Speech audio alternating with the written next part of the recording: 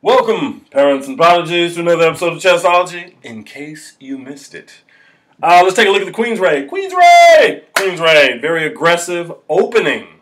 A set sequence of moves that allows us to impose ourselves quite ferociously, quite aggressively, snarling, with starting off the game with our strongest piece, which is our queen. All right, and of course we know that no piece is effective by itself, so we're not going to send her out to the woods and wilderness all alone. We're going to have some pieces in assistance. So let's take a look at this opening. Now, first move is going to be pawn e4. Why? I'm glad you asked that question.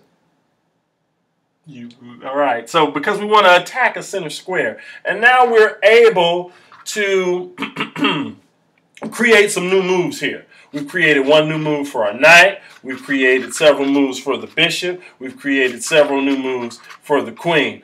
Black say, hey, look like a good idea to me. First of all, I don't want your pawn getting any closer, so I'm going to block him. Also, I'm going to attack center squares.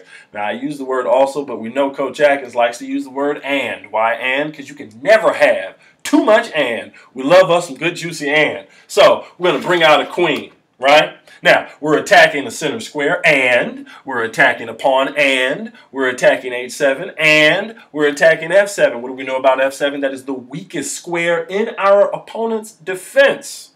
So, the immediate threat, however, is our run on e5. We're attacking this piece, and it's not being protected by anything. This guy is being protected by the king. This guy's being protected by the rook. Would I go here? Of course I wouldn't go here. That's just bad mathematics. I would not give up my nice, pristine, showroom, new car smelling queen. I would not take this piece right here on h7 because I'd only get 1 point and then I'd be giving away 9 points. So, but I would, however, I'd light this puppy up like a Christmas tree. I'd come over here and I'd get him. All right, so black is going to develop a piece and attack two center squares and protect the pawn that's being attacked by my queen. So, I'm not going to get that pawn. Nothing's happening there. Shh. That's what I was really after. f7. So, I'm going to head over here to c4, what they call an explosive move. That's an inside joke. Only parents are going to get that. That's fine. Well, maybe some kids because they play video games. Moving right along, though. Why c4? Because I now have an attack on f7. A double attack. That's called piling on. Good juicy chess word. I'm piling on to f7. Now, black is going to retreat from that attack and attack my queen. So this move affords black what is called tempo. Another good juicy chess word. Why is this tempo? Because I am now being attacked. If you want to stay on tempo, you must retreat and attack. What? Coach Atkins said retreat and attack. Why, whatever do you mean, Coach Atkins? I'm glad you asked. I am retreating, which means run away. But I'm headed over here to f3. Why f3? Because I am again attacking the square that I intended to strike in the first place. So my queen is attacking f7. Now, black is going to continue to develop pieces by moving knight f6 and, love that word and, good juicy word. We know Coach Atkins, never have too much and. You can never have too much and. So we developed a strong piece and we blocked the queen's attack of f7, and we're attacking two center squares as well. Love attacking those center squares at the start of the game. Gotta attack those center squares. He who controls the center controls the game. All right, so now, black is pretty well insulated. Got this f7 pawn covered up real nifty-like. Got some pieces developed.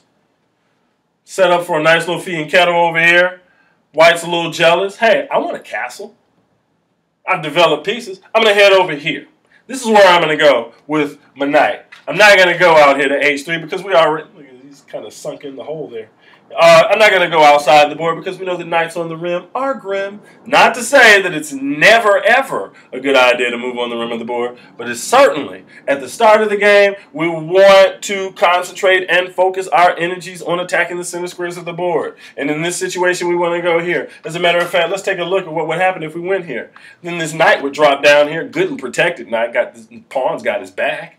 We're attacking the queen. It's anarchy. Let's say we got out of the way. Well, look at this. It's a three-way fork. It's the best thing in chess. Short of a checkmate, that is. Knight's attacking the rook, knight's attacking the king, knight's attacking the queen. And because it's the rook that's attacking, we got to just get out of the way. Which means that gives this knight ample opportunity to take this queen. Would you take this queen? You better say yes. I don't care if there's a pawn protecting it. That's fine. You go on ahead and you capture that queen and you lose your knight. And he went out like a champ. That's what he did. You just go to the glue factory or wherever you send those guys. All right, so anyway, let's rewind this. White's turn to move. White's headed inside the board, grim. Inside the board, grim. Inside the board. All right, so now, Black's turn to move. Black's getting ready to castle. How do we get ready to castle? We get this bishop out of the way. So, fianchetto. Bishop g7.